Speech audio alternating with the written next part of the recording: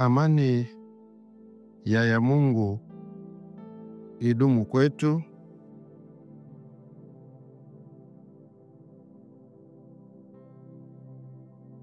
Ndiyo walimu,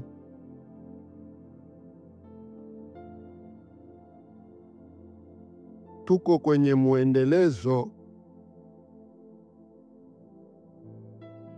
wa kuyachanganua yale makundi ya viumbe wa ulimwenguni, makundi yaliyekuja kufanya kazi mbalimbali za kuhakikisha tu mtu huwezi kutumia akili yako katika kuujenga utu husika.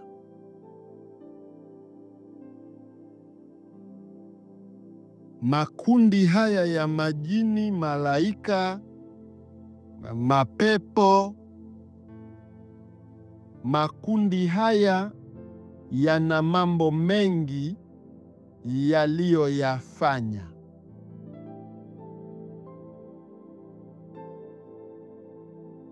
Isipokuwa leo tunazungumzia makundi yaliyekuja kuathiri jinsia kutokwenda sawa na ujinsia unavyotaka.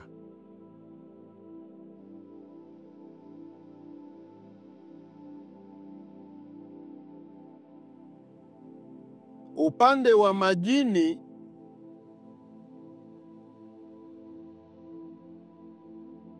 tutaendelea kuuongelea kwa sababu athari hizi mmeziona wazi wazi.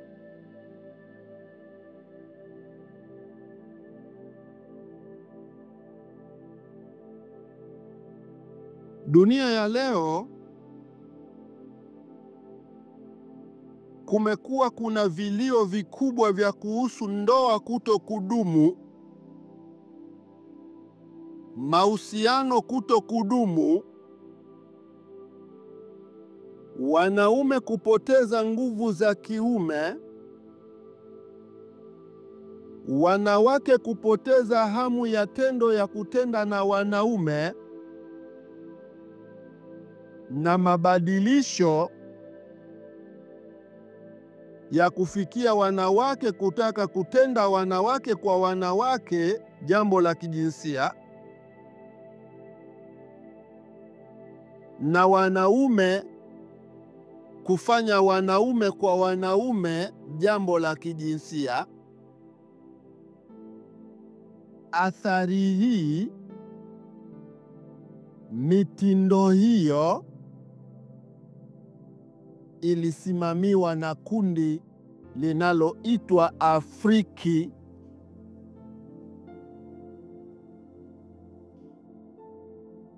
Kundi la Afriki ni moja ya jopo la majini ambalo ndio liligawanya vitengo mbalimbali kuhakikisha mtu huwezi kupata raha ya hii dunia kwenye mambo ambayo yalifanywa na Mungu yawe raha.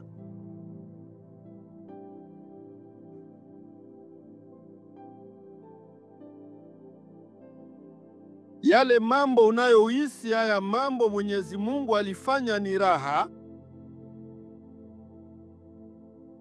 basi unapasa kujua ndani yake kulitengenezewa vitengo maalumu kuhakikisha mtu huipati raha hiyo, na ukiikosa ile raha ambayo Mungu aliifanya kwa kiumbe, jibu la kwanza litakuja kichwani mwako.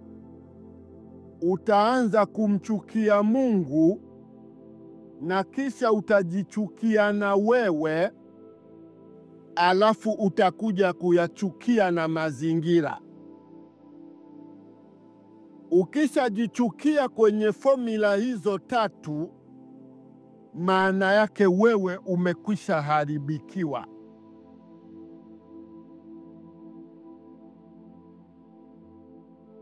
Sasa umefanywaje umchukie Mungu?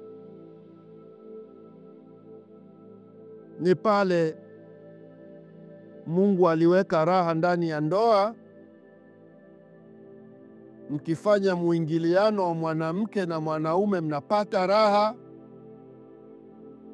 Hawa viumbe walitafiti kwa kina vitu vyote hivi kwa lengo la udhibiti, na akili yenu kama haikusikiliza himu ya kuishi kwa waja, nimesemaje, kuna ugumu sana wa maisha yaliyoko sasa.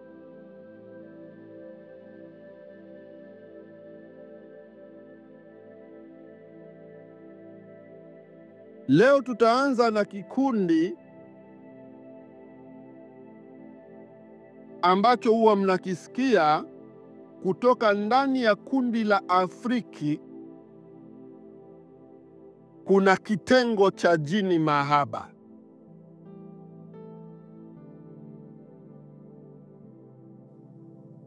Yaani Afriki wao ndiye kundi lote ambalo linaandaa mambo hayo. Alafu hizi roho zinazokuja kufanya kazi ya kuwaingia watu zinakuwa zimepewa vitengo tofauti roho hizo. Kwa hiyo jini mahaba wa kwanza wanaandaliwa,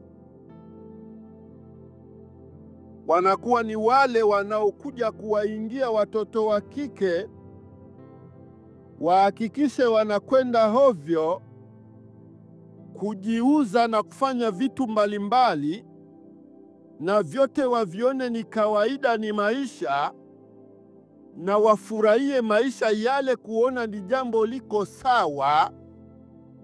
Roho za kwanza zikaandaliwa kuwashika watoto wote wa kike kwenye hatua hizo.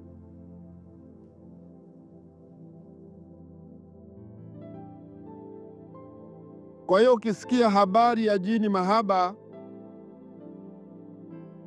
unatakiwa ujue kwamba huo ni mpango, na ni mpango sio wa juzi wala jana.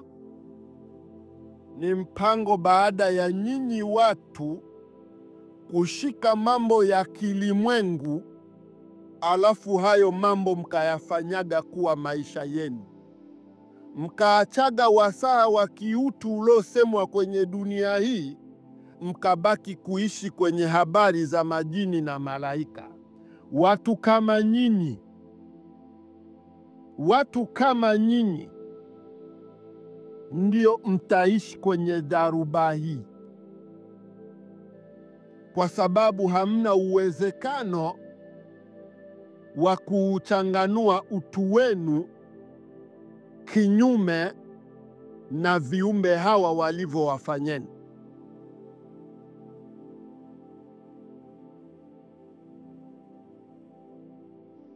Kwa hiyo jini mahaba, kitengo cha kwanza kikawa ni hicho, kikakaa hivyo. Kazi ni kuwavuruga sasa watoto.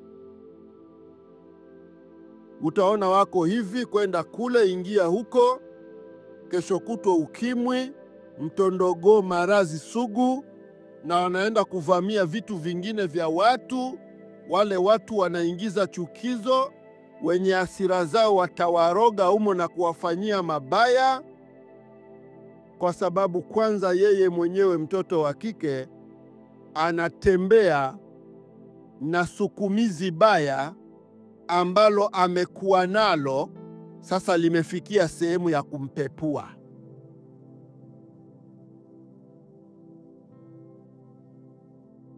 Ukiona wale wachache ambao wametulia ndani ya tamaduni hiyo hiyo, ima ndani ya tamaduni hizi za kilimwengu, huo unajua ni maandalizi ya viumbe hawa.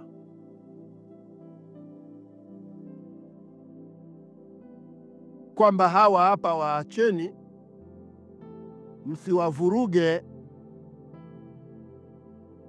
alafu hawa hapa wavurugeni. Ni hawa viumbe ndio wanaandaa vitu kinyume na watu kwa siri, kisha yale mambo wanakuja kuyapachika kwa watu yawe maisha yao. Na sababu ya kuwafanya watu hivyo ni baada ya watu kuacha utu wao na kuona hauna maana na kuviona hivi viumbe ndo vitukufu kwao vyenye maana.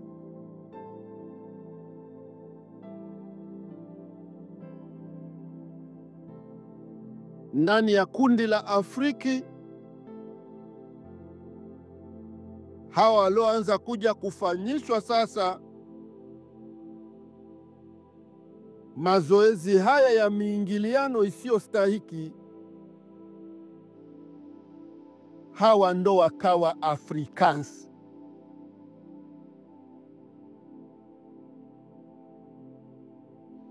Kwa hiyo Afrikansi ni waathiriwa. Afriki ndio kundi lenyewe la hao viumbe majini. Wakisha waathiri watu kwenye mambo mbalimbali ya kingono, ikiwemo ushoga, usagaji, kujiuza na vitu kedekede, unatokea kujua wazi kwamba unajulia wazi kwamba jopo hili limelofanywa hivyo, hilo ndio limekuwa Afrikaans.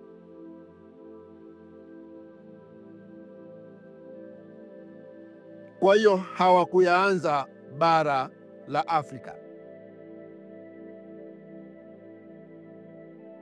walikwisha athiri sehemu kubwa ya dunia huko walikotoka na mambo haya.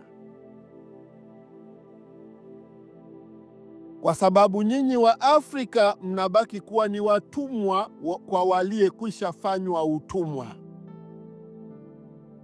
Kwa nyie mnabeba mizigo ya mara mbili ya mlivyopasa kubeba. Yaani nyie mnabeba mizigo ya Ulaya na Waasia walioathirika na mambo hayo ya watu wenzenu, alafu nyuma ya mnabeba na mizigo ya hawa viumbe. Wale watu wa Ulaya wamebeba mzigo wa hivi viumbe tu, na nyuma yao hakuna mzigo mwingine. Kwa hiyo unajijua wewe Mwafrika umebeba mizigo miwili. Mtu mwenzako aliopewa uasi akaasi, amekuja kukusimamia kwamba yeye ndo kiongozi wako. Alafu na vile vitu vilivyomuasisha na vyenye vinakuja kukaa tena juu ya huyo mtu mwenzako na wewe. Kwa hiyo wewe unakuwa umeinamiwa na mambo mawili yote yenye uasi zidi yako.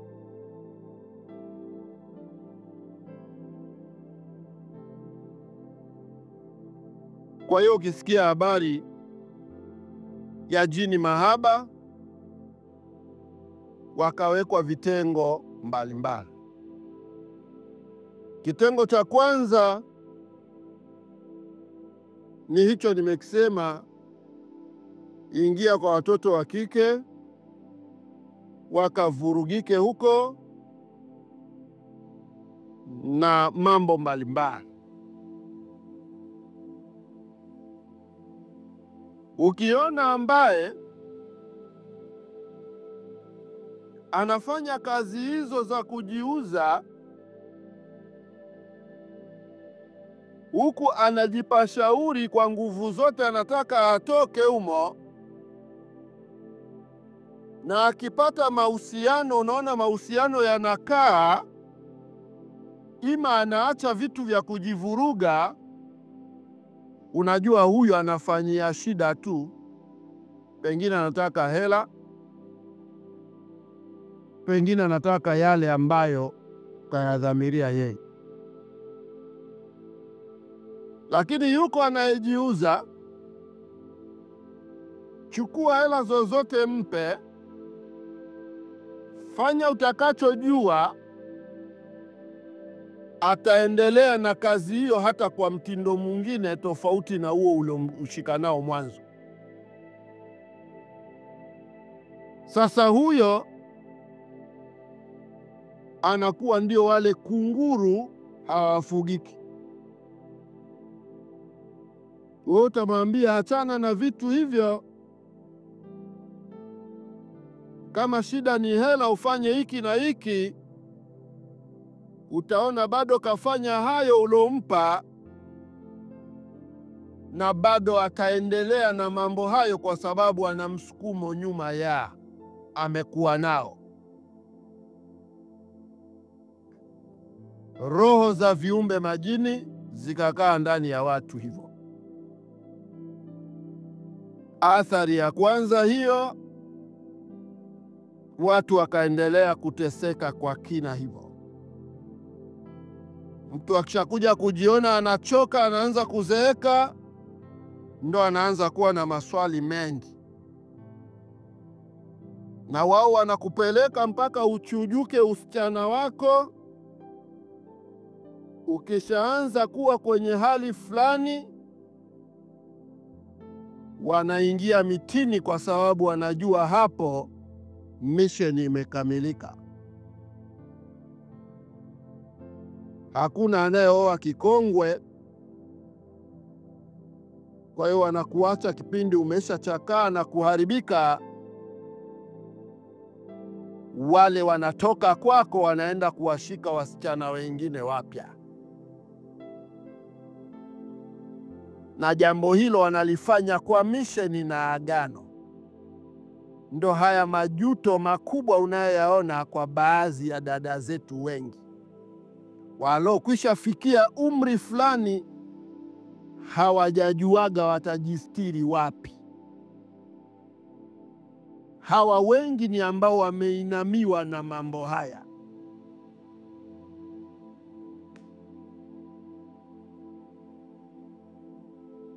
Kwa hiyo ni vema kabisa kujua athari ya hivi viumbe na ndani ya watu vimefanya nini. Kundi lingine, hilo kundi likaja kwa lengo la kuwavamia wanaume.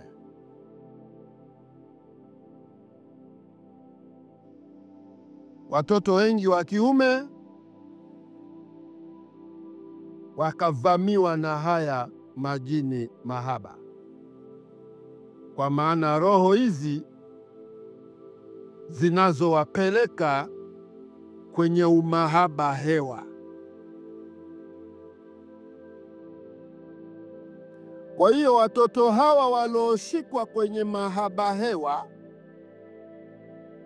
wakatokea watoto wengi wa kiume ambao wameendekeza shughuli za kufanya kunyeto, kwa maana ya kujichua, na ikawa ndio maisha yao hayo. Kwa hiyo mtoto wa kiume anakuwa anajihisi yeye anamtaka mwanamke, lakini yeye anaishi kwa picha ya ule mwanamke. Yeye anaenda kuchukua sabuni na mambo kadha wa kadha, anaenda kujisugua mwenyewe chooni ima porini. Yule jini mahaba anakuwa yuko nyuma ya kuweka msukumo huo na kuhakikisha huyu mtoto wa kiume anapofanya mahaba hewa hivyo, bila nafsi kugusana na nafsi nyingine, anakuwa hapati ile nature huyu anakuja kuharibika akili baadaye.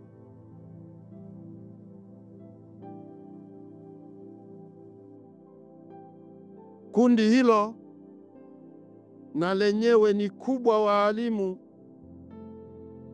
ambayo hiyo yote ni mipango ya viumbe hawa.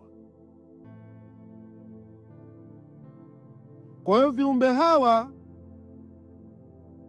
katika kuwavuruga watu waliweka vitengo vingi kupitiliza, na ziko sayari walishagaenda kuziathiri hivyo na wakashinda, na ziko sayari walienda kuathiri hivyo wakashindwa, wakafukuzwagwa. Kwa hiyo uwaga wanapima viumbe husika wamepata neno gani na wamejinasuaje, wamestukaje. Hawa ndo wanakimbia hii misheni yote, wanaenda wanarudi kwao.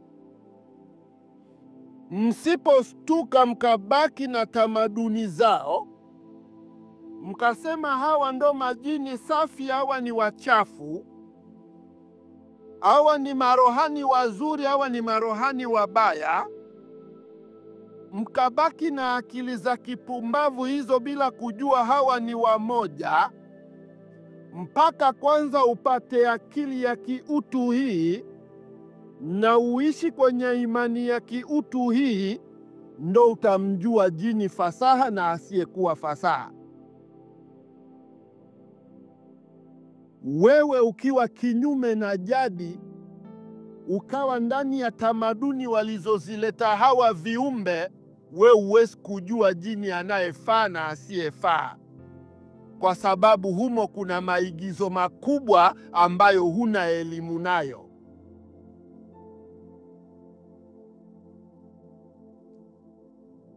Kwa hiyo vijana, leo ni shughuli kubwa ya kujichua. Utazame wasichana walivyo na hawapati wavulana wa kuwaoa, alafu utazame wavulana na wenyewe hawataki wasichana, wameingia kwenye vyama vya kujichua. Unapata majibu gani kwenye jamii? Kunatokea watu wa aina gani? Sikiliza huu mvurugiko kwa kina. Wewe uliojaliwa akili utaelewa na kuambia nini.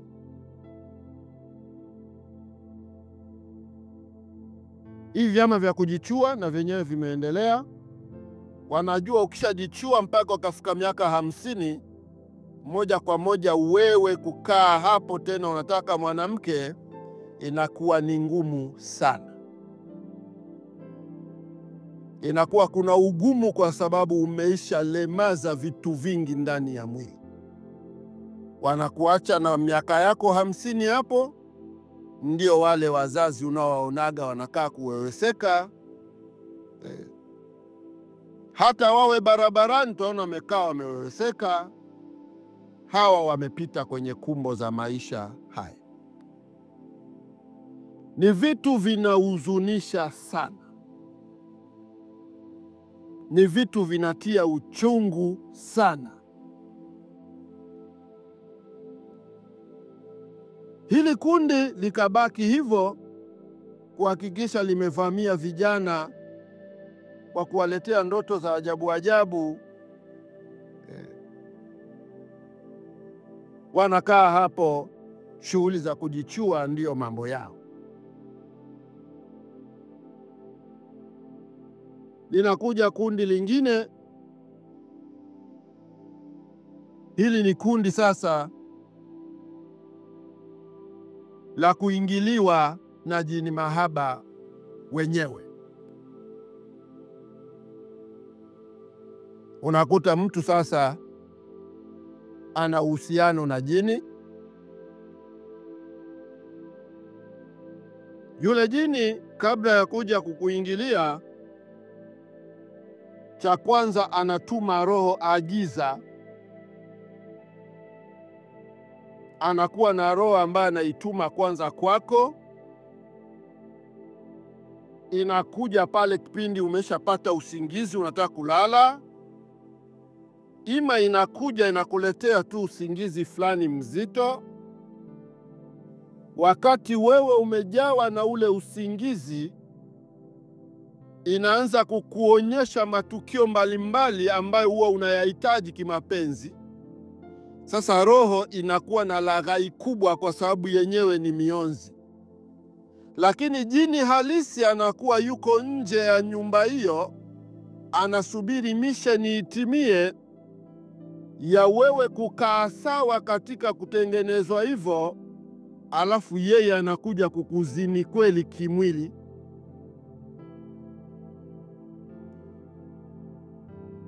Kwa ile roho inafanya kazi ya kukushika wewe,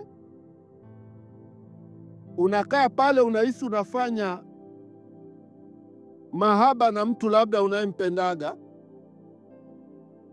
Sasa ile roho inachukua picha na sura ya yule mtu, inakuja mpaka hapo, unaona uko na fulani, unajibwaga mahaba kedekede. Wakati ile roho imekwisha kukubana, fahamu zako hazitumiki, jini aloki mwili anakuja kukuingilia kweli ndani ya nyumba yako. Ndio wale ambaye anaamka asubuhi anajikuta ameroa kote huko. Nani kaniingilia? Wakati hii ni jini mahaba tu. Kumbe hapo tayari una uhusiano na jini, na yeye hawezi kusubutu kuja kukwambia moja kwa moja kwamba mimi uwaga ni bwana wako wa giza, ima mimi uwaga ni mwanamke wako wa giza. Huwa anakuja hivi kwa sababu tayari majini walishawekewa hatua ya kuumbuliwa kwa mabaya yao. Kwa hiyo zinaa hiyo wanabaki kuifanya kwa mission. Na mission wanatuma roho hizi kwa sababu mko ndani ya tamaduni zao. Ukishakuwa ndani ya hizi tamaduni zao, humu ndani yake ndo kuna segera lote hili. Kwa hiyo kuna watu hawatakaji wanaume kabisa, na kuna watu hawatakaji wanawake kabisa. Hao hawajichui. Hao ni kundi la wanaoingiliwa moja kwa moja. Akikuingilia hivyo jini, anachukua na hatua chache, anaacha amezifyonza. Unaweza ukakaa hapo mwezi mzima usipataji hamu ya mwanaume, na unabaki hapo kama butu tu lipo. Watu wanabaki kukudiskasi wewe umekuaje, inakuaje mpaka unakuwa hivyo. Wewe unaambia mimi ni kawaida tu, ndo waga niko hivyo. Unatokea kujua leo kwamba wako watu humu na wengine wana mahusiano mpaka yameojitokeza, jini kaamua kuja kumwambia kabisa kwamba sitaki uwe na fulani, sitaki yule bwana wako anakuja hapa, sitaki kumuona mimi. Jini anakataa vile kwa sababu wewe ni kiburudisho chake. Kwa hiyo wako majini wa kike wamewabana watoto wa kiume wanawafanya hivyo, na wako majini wa kiume wanawafanya watoto wa kike hivyo. Hayo yote ni makundi kutoka ndani ya Afrika, na hawa wote wanaofanyiwa haya ni Africans, yani Waathirika wa Afrika.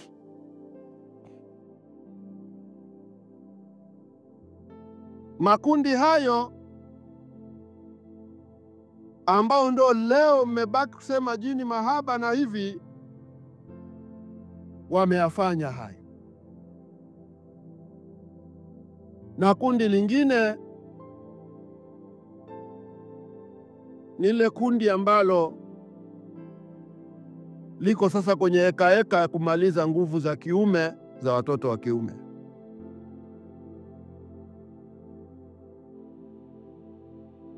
Hilo kundi la njeni kabaki humo. Ndo mjue kwamba mkisikia Afriki maana yake ni kundi kubwa, lakini ndani yake lina vitengo vingi kupitiliza. Kwa hiyo wanaume wa sasa wamebakia kukimbilia kwenye madawa, tunywe madawa. tufanye hivi. Kumbe mwingine tu kaingiwa na jini mahaba, limekaa kwenye kitengo hapo, limesimamisha mishipa fulani, nguvu ya kiume haipatikani, unabaki kuhangaika na madawa yasiyokuwa na ufumbuzi. Kibaya zaidi ni kuishi misingi ya hivi viumbe. Ndo lengo la kuwapeni masomo haya. Yaani chachu sio kimbilia kunywa dawa ima kufanya mambo gani. Chachu ya kwanza ni kuishi maadili yaloletwa na hivi viumbe.